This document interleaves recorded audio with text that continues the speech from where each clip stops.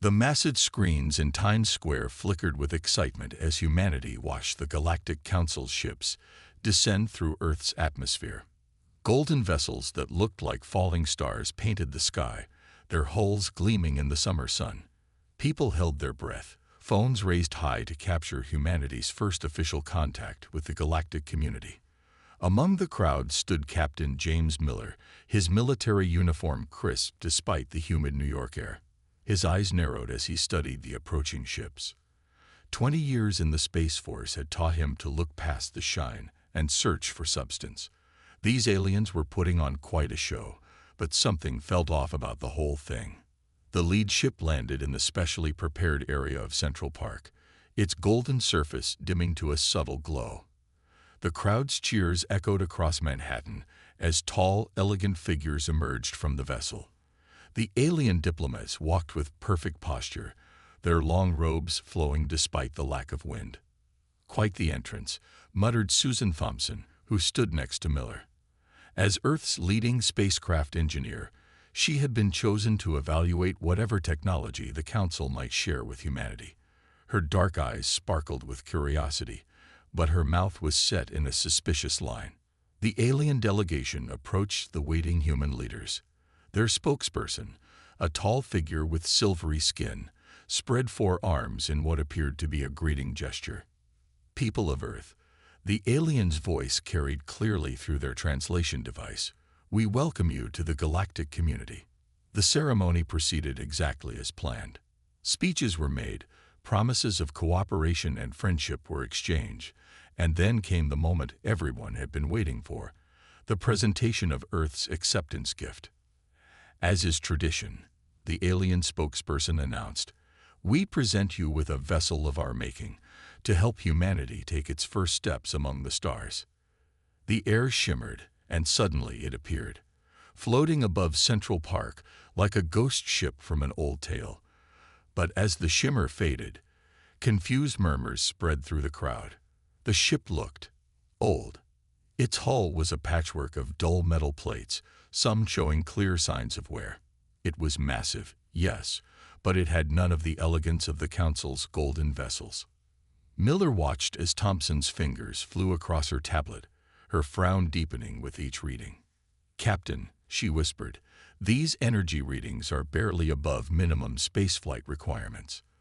This thing is running on technology that's, well, by their standards, it must be ancient." The alien spokesperson continued, their tone carrying what sounded suspiciously like amusement.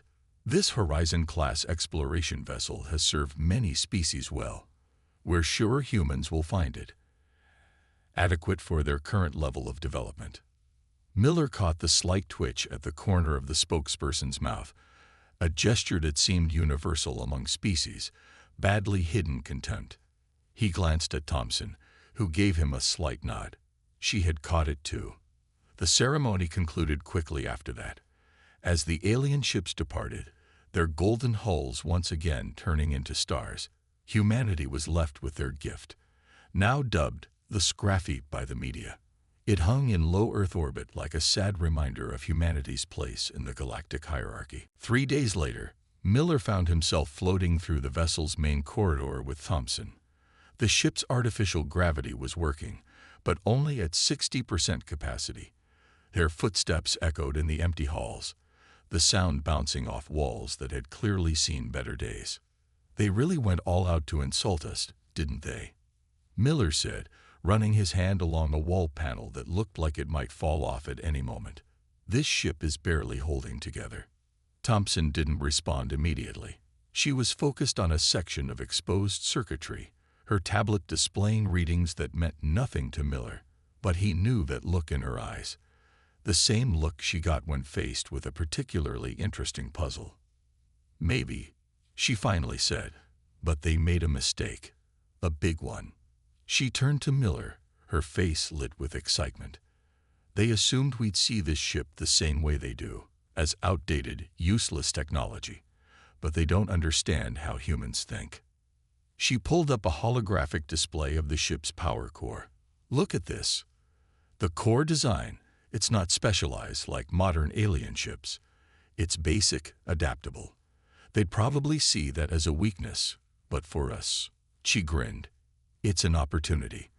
This ship is like a blank canvas, Captain, and humans have always been good at turning trash into treasure.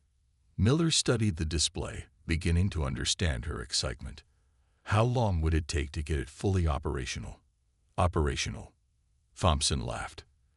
Captain, I don't want to make it operational. I want to make it extraordinary. Give me 6 months, and Earth's best engineers. We'll show the Council exactly what humans can do with their adequate gift. As they continued their inspection, Miller noticed more and more signs that Thompson was right. The ship's flaws were actually opportunities in disguise. Its simple systems could be modified, improved, rebuilt. What looked like decorative patterns on the hull could house additional systems. The outdated power core could be adapted to human technology. They found the bridge last, a spacious room with views of Earth through massive windows. Most of the consoles were dark, their systems running on minimum power. But even here, Miller could see the potential. With human innovation, this room could become something the Council never imagined. You know what they're trying to do, right? Miller said, settling into the captain's chair. It creaked ominously under his weight. They're trying to keep us contained. Give us something that looks impressive, but will hold us back technologically. Thompson nodded, already making notes on her tablet. They think they've given us a ship that will take generations to improve upon. They want us dependent on their technology, their approval. She looked up, her eyes gleaming with determination. They have no idea what they've actually given us. Miller smiled, looking out at the Earth below. The aliens had made a crucial mistake. They had given humans exactly what humans do best with. A challenge, an opportunity, and something to prove wrong. Get your team together, he said. I want detailed assessments of every system, every circuit, every bolt. If there's potential for improvement, I want to know about it. He stood up, his mind already racing with possibilities. They handed us what they thought was a useless vessel. Let's show them what humanity can really do. As they left the bridge, Thompson paused at a half-functioning console. With a few quick taps, she brought up the ship's original specifications. You know what the funny thing is, Captain? This ship's base design, it's actually brilliant. Simple, yes, but brilliant. It's almost as if what? As if whoever designed it originally built it to be modified, like they were waiting for someone to come along who would see it differently.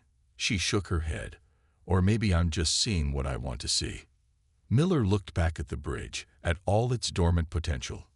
Either way, I think we're about to make some waves in the galactic community. The Council wants to see what humans can do with their gift. He smiled.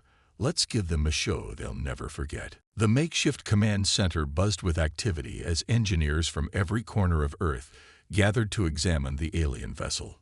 Screens displayed technical readouts, while 3D holograms of ship systems floated in the air. Susan Thompson stood at the center of it all, directing the organized chaos like a conductor leading an orchestra. The power core is our priority, she announced, pointing to a holographic display of the ship's heart. It's running at 15% capacity, but that's not because it's broken. It's because we haven't figured out how to wake it up properly. Robert Wilson, a former military engineer with decades of experience in weapons systems, stepped forward. His weathered face creased in thought as he studied the core's design. Look at these connection points, he said, tracing lines in the air. They're universal adapters. This thing wasn't built to use just one type of power source. It was built to use anything. Thompson's eyes lit up. She quickly pulled up the ship's original specifications. You're right. The aliens probably saw this as primitive, but it's brilliant. We can hook up our fusion reactors, solar arrays, even the experimental quantum power cells. This ship could run on multiple power sources simultaneously. The team worked through the night, fueled by coffee and excitement. They discovered that almost every system on the ship followed the same principle. Simple, basic designs that could be modified and improved. It wasn't a limitation.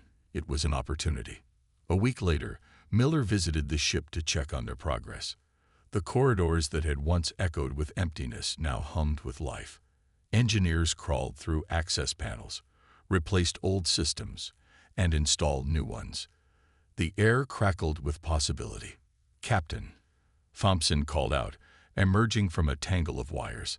Her face was smudged with grease, but her smile was bright. "You need to see this." She led him to what had once been a bare section of hull. Now it bristled with new sensors and equipment. Remember those decorative patterns on the outer hull? They're not decorative at all. They're prefabricated mounting points. The aliens probably forgot their original purpose, but we figured it out. We can attach almost anything to them. Wilson joined them, carrying what looked like a modified weapon system. "And that's not all," he added. "These mounting points form a grid across the entire ship. If we do this right, we could create the most advanced shield system humanity has ever designed." Miller watched as they demonstrated their discoveries. Every flaw in the ship's design had become an advantage. The outdated computer systems were being replaced with Earth's latest quantum computers. The weak engines were being modified to accept multiple types of propulsion. Even the life support systems were being upgraded to exceed anything currently in use. "How long until we can test it?" Miller asked, trying to hide his excitement. Thompson checked her tablet. 2 more weeks for the basic systems. But here's the interesting part. We're building everything to be modular. If something breaks or we develop better technology, we can swap it out in hours instead of months. This ship will never be outdated because it can always be upgraded. The next 2 weeks passed in a blur of activity. The ship's transformation was remarkable. Its hull, once dull and patched, now gleamed with purpose. New systems peeked through the surface like jewels, each serving a vital function. The bridge, once dark and lifeless, now pulsed with energy. On the day of the first test flight, Miller stood on the bridge with Thompson and Wilson. The ship hummed around them, its new power core running at full capacity. Multiple energy sources worked in perfect harmony, providing more power than the original designers had ever imagined possible. "All systems are ready," Thompson reported, her fingers dancing across the new control panels. "Power output is stable at 300% of original specifications. Shield grid is online. Weapons systems are, well, let's just say we've got some surprises if we need them." Miller settled into the captain's chair, now properly reinforced and equipped with its own command interfaces. "Take us out, nice and easy. Let's see what she can do." The ship lifted smoothly from its dock, its new engines purring like a well-tuned machine. As they cleared Earth's atmosphere, Thompson began running through their test protocols. Each new system performed perfectly, exceeding even their optimistic expectations. "Preparing for full power test," Thompson announced. "All departments report ready." Miller nodded. "Do it." The ship surged forward, its hybrid power systems working together in ways the Galactic Council had never imagined. On the screens, test data scrolled past at incredible speeds. Every system was performing at levels that would have seemed impossible just weeks ago. "Look at these readings," Wilson said, grinning. "The shield grid isn't just defensive. It's actually improving our engine efficiency. The whole ship is working together like a single organism." As they put the ship through its paces, Miller couldn't help but smile. The aliens had given them what they thought was an obsolete vessel, but they had fundamentally misunderstood humanity. Where they saw limitations, humans saw possibilities. Where they saw outdated technology, humans saw a foundation to build upon. "We need a new name," Miller said as they completed their final test run. "We can't keep calling it the Scrapheap anymore." Thompson looked up from her station. "I've been thinking about that. What about Phoenix? In Earth mythology, it's a bird that rises from its own ashes, transformed into something more powerful than before." Wilson nodded approvingly. "Perfect. Because that's exactly what we've done here. We've taken their cast-off gift and turned it into something they never imagined possible." As they began their return flight to Earth, Miller gazed out at the stars. The Galactic Council had tried to contain humanity's growth, to keep them dependent and subordinate. Instead, they had given humans exactly what they needed: a challenge to overcome, a puzzle to solve, and a chance to prove themselves. "You know," Thompson said quietly, "I don't think they'll be smirking the next time they see this ship." Miller smiled. "No, they won't. But that's not why we did this. We did it because this is what humans do. We take what we're given, and we make it better. We adapt, we improve, we overcome." The Phoenix streaked back toward Earth, its systems humming with power and possibility. It was no longer a cast-off gift or an insult to humanity. It was proof of what humans could achieve when given the chance. And this was just the beginning. 6 months passed like a whirlwind of innovation and discovery. The Phoenix had become Earth's greatest technical achievement, though few beyond the project team knew its true capabilities.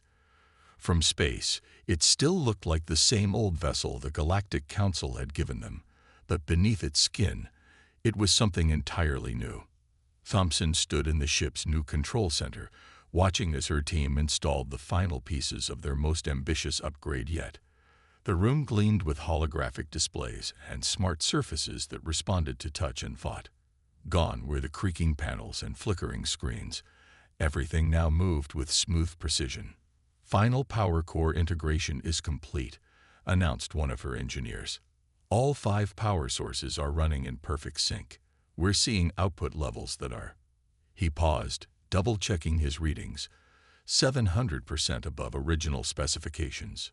Wilson walked in, carrying his latest creation, a handheld device that looked too small to be dangerous.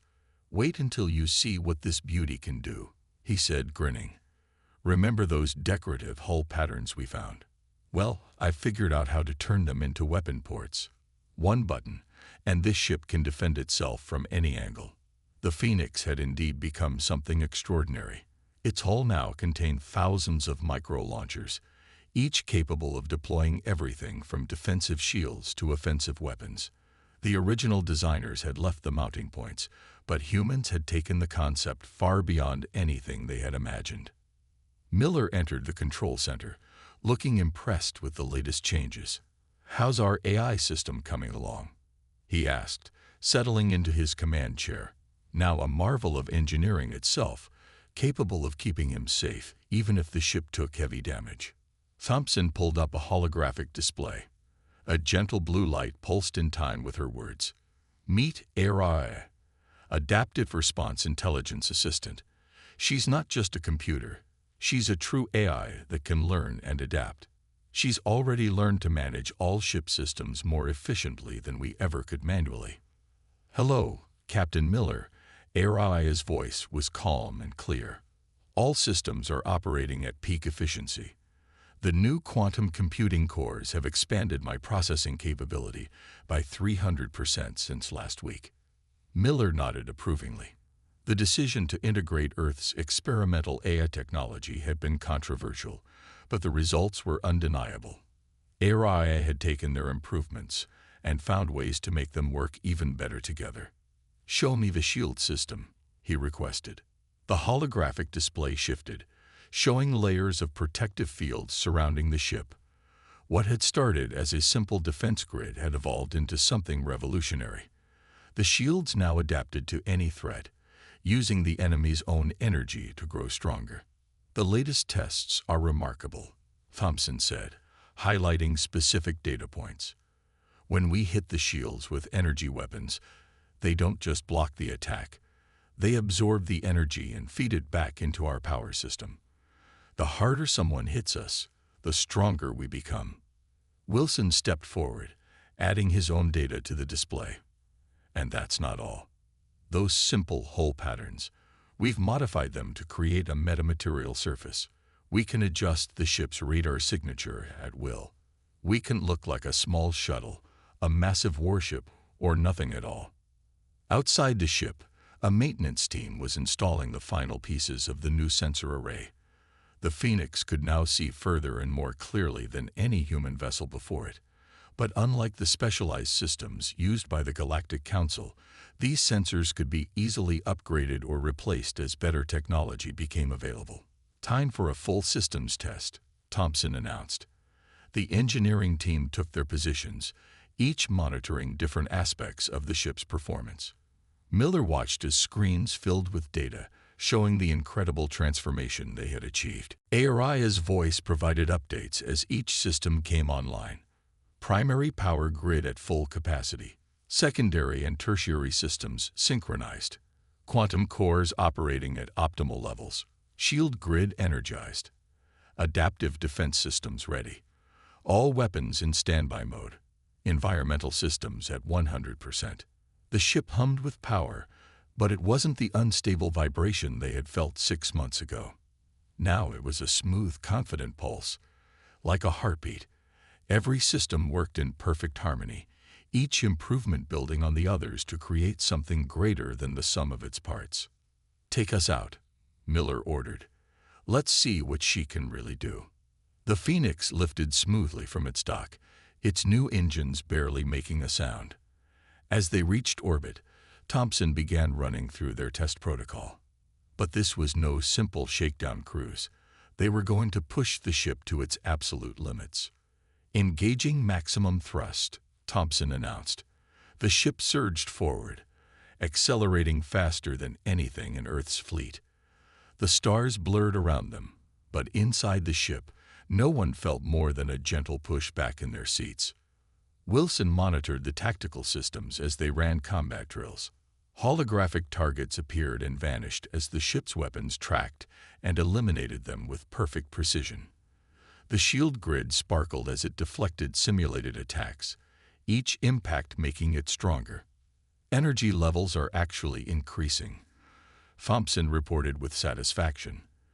"The more we use the systems, the more efficiently they work together. Aria is optimizing everything in real time." They pushed the ship harder, testing every system and capability they had added.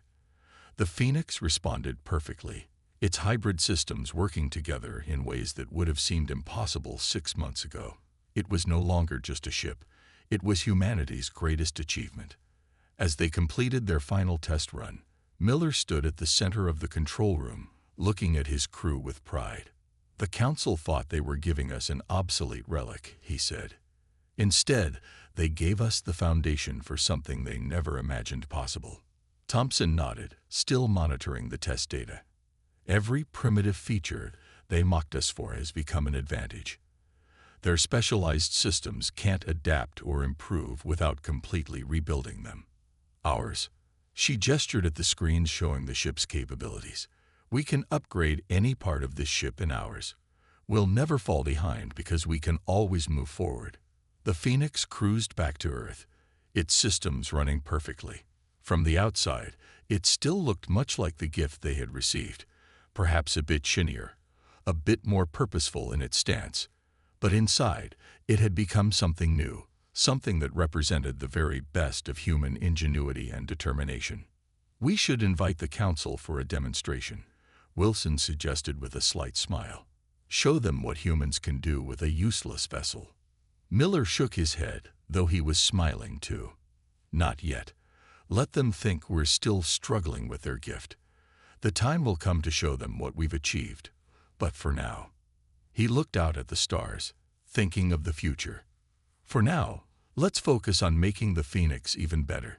The ship glided into its dock, its transformed systems powering down to standby mode. But unlike 6 months ago, it wasn't going to sleep. It was merely waiting, ready to prove that humanity could turn any challenge into an opportunity, any setback into a triumph. The real test would come soon enough, and the Phoenix would be ready. The emergency signal blared through Earth's communication channels, its alien frequency catching everyone by surprise. Miller was in the middle of a routine system check when Aria's calm voice interrupted his work. "Captain, I'm detecting a distress call from the Galactic Council colony on Delta 9. They are under attack by a significant pirate fleet. Current count shows 37 hostile vessels." Miller straightened in his chair. "How far are we from their position?" We are the closest vessel capable of responding. At maximum speed, we can reach them in 17 minutes. Thompson and Wilson rushed onto the bridge, having received the same alert. Their faces showed a mix of concern and determination. This would be the Phoenix's first real test, and against overwhelming odds. "The Council's going to love this," Wilson said, taking his station at tactical. "The humans coming to save them in their obsolete gift." Miller opened a channel to Earth Command, quickly receiving authorization to respond. The Council colony's fate was more important than keeping their ship's improvements secret. All hands to battle stations.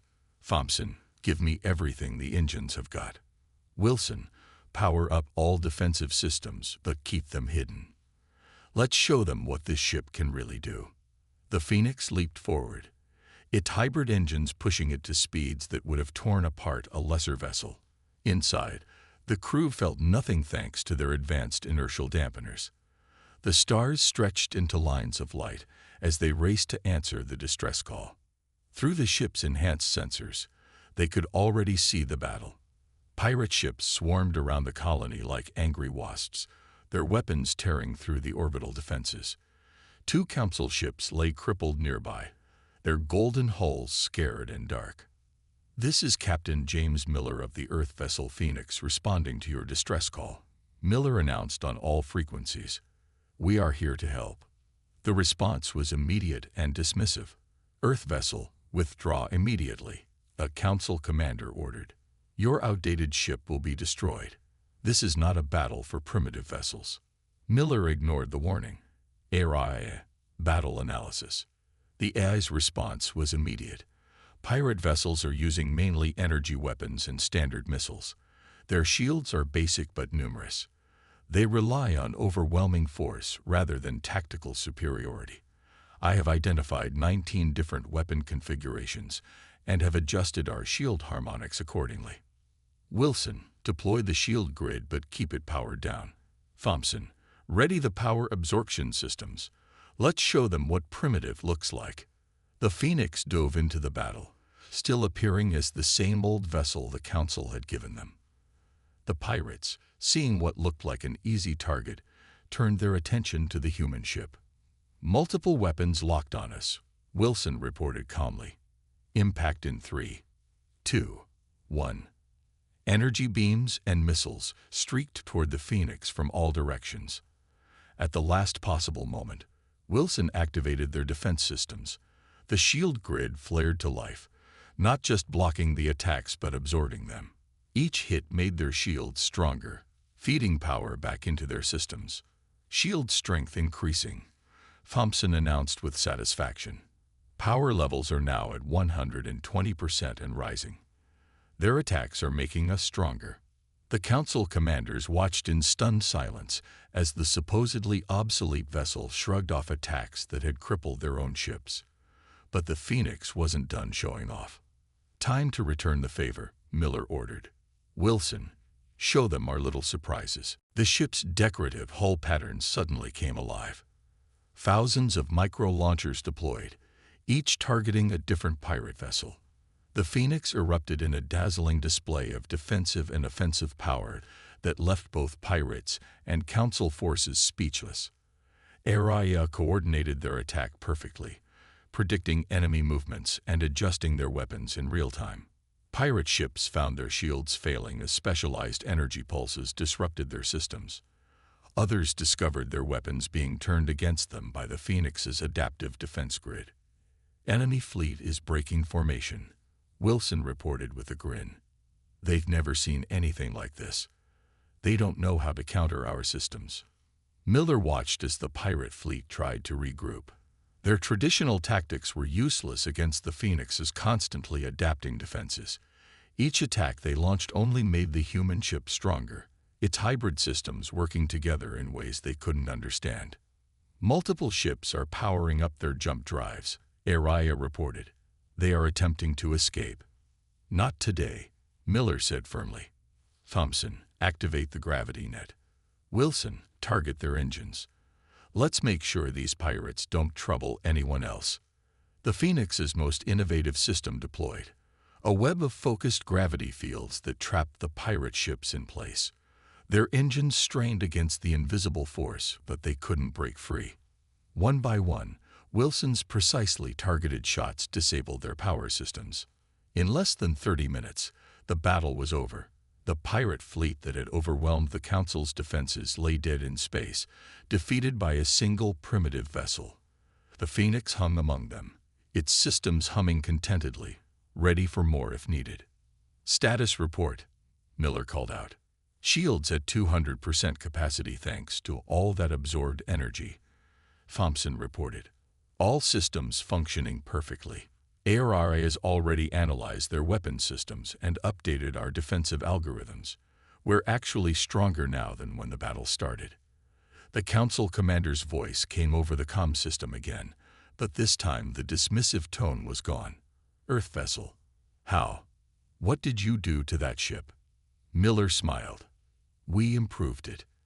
Turns out humans are pretty good at making things better. Would you like assistance with your damaged vessels? Our engineering teams are quite experienced with repairs." The silence that followed was almost comical. Finally, the commander responded, "We would appreciate any assistance you can provide." As repair teams prepared to help the damaged Council ships, Miller looked at his crew with pride. They had done more than win a battle. They had proven that humanity's greatest strength was its ability to adapt and improve. "Send word to Earth Command," he ordered. "Tell them the Phoenix has completed its first combat trial. All systems performed beyond expectations." He paused, looking at the defeated pirate fleet. "And maybe mention that we're going to need a bigger dock. I have a feeling we're going to be making a lot more improvements after analyzing all this combat data." The Phoenix moved gracefully among the damaged ships, its sensors already cataloging new information, its systems adapting and improving. What the Council had intended as an insult had become humanity's greatest triumph. And this was just the beginning. News of the Phoenix's victory spread through the galaxy like a wildfire. The Galactic Council chambers buzzed with excited discussions as representatives from various species debated what this meant for their carefully maintained hierarchy. Humans, it seemed, had done the impossible. They had turned a technological insult into a triumph that couldn't be ignored. 3 weeks after the battle, the Phoenix approached the Council's central station. This time, there were no smirks or dismissive glances from the alien diplomats. Every sensor and scanner on the station was focused on the vessel, trying to understand how humans had achieved such a transformation. Miller stood proud on his bridge, his crew at their stations. Thompson and Wilson flanked him as they prepared to dock. The ship looked much the same as when it had first been gifted to humanity, but now it moved with undeniable purpose and power. "They've assigned us their primary docking bay," Araya announced. "Interesting. According to their protocols, that berth is reserved for their most advanced vessels." Thompson smiled at her screens. "Well, we certainly qualify for that now. Our power readings alone are probably giving their sensors fits." The Phoenix settled into the dock with perfect precision. As they prepared to meet the Council, Wilson's tactical display lit up. "Captain, you might want to see this." Every military vessel in the system just went to full alert. "They're scared of us." "Not scared," Miller corrected. "Cautious. They've just discovered that humans are far more capable than they assumed. Let them watch. They might learn something." The Council chamber was packed when they entered. Species from across the galaxy had gathered to witness this historic moment. The same silver-skinned diplomat who had presented the gift stood at the central podium, looking far less confident than before. "Humans," the diplomat began, "you have surprised us. Our analysis of your battle with the pirate fleet shows capabilities we did not think possible with such basic technology." "Basic?" Thompson stepped forward, unable to contain herself. "What you saw as basic was actually flexible, adaptable. Your specialized systems are impressive, but they can't grow or change. Ours can evolve." She activated a holographic display, showing the Phoenix's systems. "Every attack makes us stronger. Every battle teaches us something new. We took your gift and made it better not because we're more advanced, but because we think differently. The chamber erupted in discussion. Representatives from various worlds began shouting questions, demanding to know how humans had achieved such results. But it was an old, quiet voice from the back of the chamber that caught everyone's attention. They did exactly what we hoped they would. The crowd parted to reveal an ancient alien, their skin wrinkled and pale. Miller recognized the species. They were nearly extinct now, but they had once been great engineers. I was part of the team that designed that vessel, the Ancient One said, moving forward slowly. We created it thousands of years ago, but not as the simple ship everyone assumed it to be. We designed it as a test. The chamber fell silent as the Ancient One continued. We built it with potential hidden capabilities that would only become apparent to a species that thought creatively, that saw possibilities where others saw limitations. We launched many such ships into the galaxy, waiting for someone to understand their true nature. Thompson's eyes widened as understanding dawned. The adaptive core, the modular systems, the hull patterns, they weren't mistakes or outdated technology. They were seeds, the Ancient One finished. Seeds waiting for the right species to help them grow. Many received our ships over the millennia. All saw them as primitive, useless. But you humans, the Ancient One's eyes gleamed. You saw what we had hidden. You understood. The council chamber buzzed with this revelation. The silver-skinned diplomat looked shocked. You mean to tell us that this was all a test? That the humans succeeded where we all failed? Not failed, Miller interjected. You just saw things differently. Humans have always had to adapt, to improve, to find new ways to solve problems. When you gave us that ship, you didn't give us limitations. You gave us opportunities. Wilson stepped forward, adding his own thoughts. Every system we added, every improvement we made, worked better than it should have. Now we know why. The ship was designed to enhance whatever was added to it, but only if those additions were made with understanding and creativity. The Ancient One nodded. And now, as was always intended, we offer humanity our people's legacy. In the ship's database, accessible only to those who proved worthy, are the technical archives of our civilization. All our knowledge, our achievements, our discoveries, they are yours now. Thompson's tablet chimed. Aria's voice announced, new data streams detected, beginning integration of archived technical data. Captain, this is incredible. The theoretical foundations alone are centuries beyond current galactic science. The council representatives whispered among themselves. Humanity hadn't just proven themselves capable. They had unlocked knowledge that had been hidden in plain sight for thousands of years. The balance of power in the galaxy had shifted in ways no one had expected. The silver-skinned diplomat cleared their throat. In light of these developments, the Council proposes an immediate revision of Earth's status. We would be honored to learn from humanity's unique perspective. Miller smiled but shook his head. What we prefer is genuine cooperation. We don't want to dominate or control. We want to share what we've learned, work together, help everyone advance. That's another human trait.